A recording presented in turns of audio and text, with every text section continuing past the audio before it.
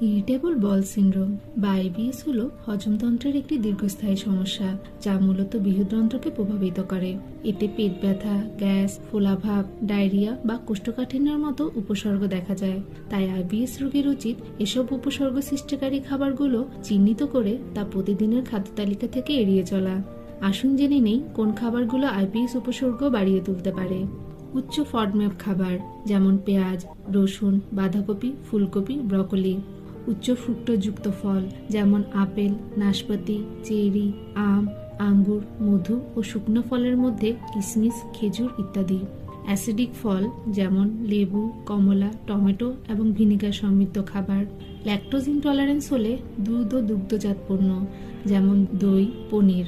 ক্যাফেনযুক্ত coffee, চা, কোমল পানীয়, soda বা গ্যাসযুক্ত পানীয়। ভাজা খাবার, ফাস্টফুড ও অতিরিক্ত চর্বিযুক্ত খাবার যেমন গরুর মাংস,